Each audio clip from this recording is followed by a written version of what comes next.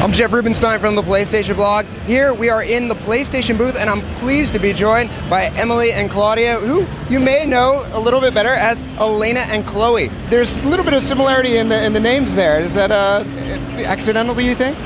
I don't know. You never know what those storytellers have. I think the cool thing about the two of us is the differences between the two characters. But I mean, I think that they're very, very different and very unique, yet kind of bring out different sides of Drake, which is kind of interesting. So I think that that's kind of what the players will enjoy in this second round.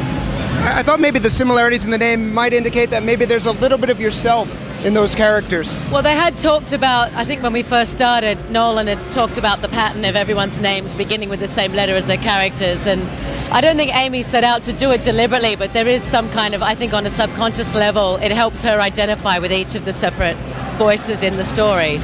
But I think one of the essential elements in the audition process was making sure that we could all work together. So we didn't audition the way that you normally do for a voice job.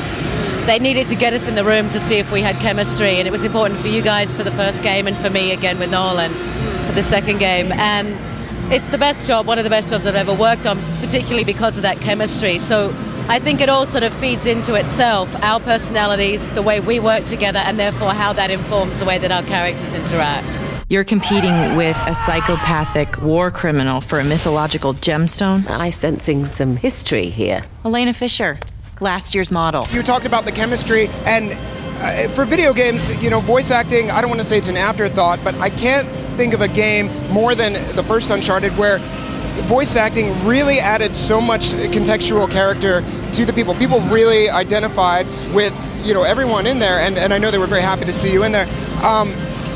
How was it things different than typical voice acting gigs, and that obviously produces those results? I think the neat thing about doing this game is that the writing and the writers are open to us playing around. A lot of the lines that come out and a lot of the nuances are things that organically happen between us.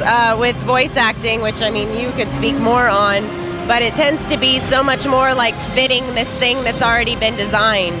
And they're so flexible to kind of allowing us to play and then kind of building around that. Yeah, totally. And this is the first job I've done, I don't know about you, but it's combined the skills of voice acting, theatre experience, and film. And I've never been on a job like that before, where you're playing in an environment like a play.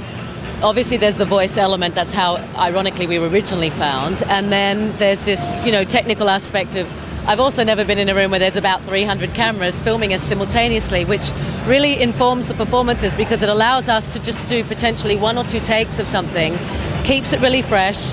There's no continuity that we have to adhere to, which normally you do technically on a set. So it's all been designed, I think, luckily for us, to facilitate a relaxed, playful, you know, realistic performance from the performers. And there's also the added element of it being motion capture. So they want us as performers, as artists, to imbue everything we're doing with a full sort of, you know, sense of the character rather than it just coming from one part of us. And it has to be said that standing here with the two of you, there's more than a passing similarity physically between you and your on-screen characters. Claudia, being the first time that you've been in Uncharted with Chloe Fraser, a new character, what was it like finally seeing yourself in motion?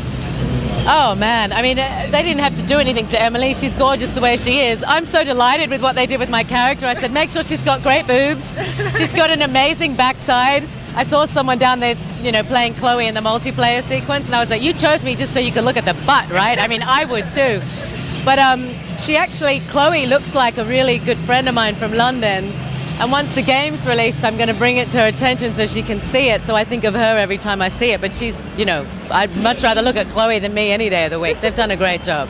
And Emily, during the press conference, we showed the new trailer, and people were able to see that Elena confirmed was in the game, and there were cheers in the audience. People really identified. How does that feel? Did you ever think you could get that type of connection with a gig where no one actually sees your real face?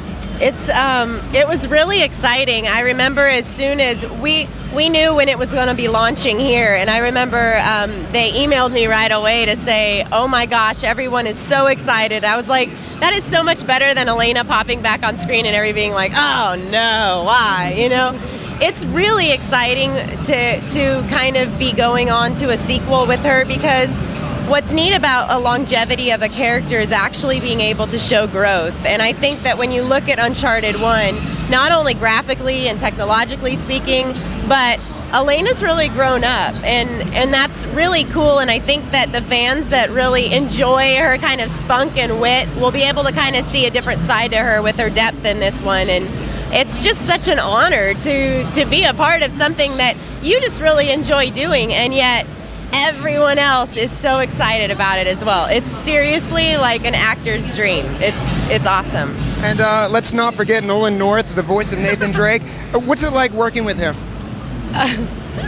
When they put me and Nolan together, Nolan and I started talking about ourselves, and we realized that we were basically the same person, somehow split at birth. My addendum to that is that he's just slightly more annoying than I am. He doesn't have an off switch, whereas I think I sort of had that slight filtration system that allows me to stop saying certain things. So he's sort of walking id 24/7, and I do have that sort of valve or that switch that can turn off.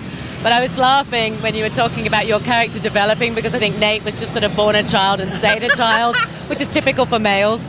But it's, yeah, well, you know, that's why you connect so well to these games and have so much fun, and why I'm looking after the kids and putting them to bed while you're playing on your console. No, that's not true about my husband, but I do. He's a gamer, and I want to get all these sort of private messages put into his games for him saying, stop the game, it's time to come to bed, it's 3 in the morning, come on now, you need some sleep. But these guys are totally about added value, and just hearing you talk about the response to Elena coming back, they wanted to keep it a secret. They're interested in the consumer, and they know that they've developed this incredible fan base, and they didn't want to disappoint them, and they wanted to make sure that this game was, you know, built on what they'd achieved the first time, and this is the best way to do it, to bring back the most popular character and make sure that it, you know, everyone does grow and there is sort of more added value each time. What I love about Nolan is literally his brain is like, I feel like it's like a ping pong ball game or a pinball game where the ball just kind of goes ding, ding, ding, ding, ding, ding, ding, ding, ding, ding, ding, ding, and it'll hit these lines or these one-liners that'll like light up, and we'll all be like, yes, that's perfect. And what's so neat, different from a game being written and then a voice actor coming in afterwards, is we'll be there, that'll spark something, and then you'll watch a trailer and there'll be a huge scene and a crashing scene, and then you get Nolan's little witty lines that makes him the everyman, which is why I think so many people are drawn to this game, because they're like, I can be that person, I can be that girl.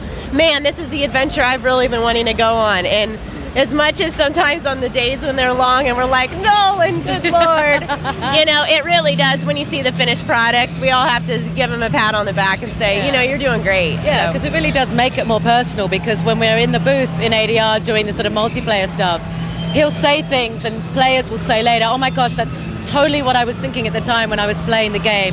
So it really creates this amazing relationship between the player and the people who've made it, as well as, you know, and yeah, as what Emily said, I absolutely second. Nolan's an amazing voice for the game, because he technically is incredible in the booth. Yeah. Taylor was saying, one of the guys from Naughty Dog, that he doesn't get a step wrong. When he's in the booth, every time, everything they need, he's always there. He's, you know, he's the voice hero of the game, so it's very fitting. Well, someone who can't wait to play the game, and I know that applies to literally millions of you out there, it's really great to see how enthusiastic you are about it, and that it's not just a paycheck, it's something that you really became invested in. And so now when you get to play the game, keep an eye out and really an ear out. Now you know who's behind Elena and Chloe. Thank you guys for playing. We love you so much. Thank you. Bye.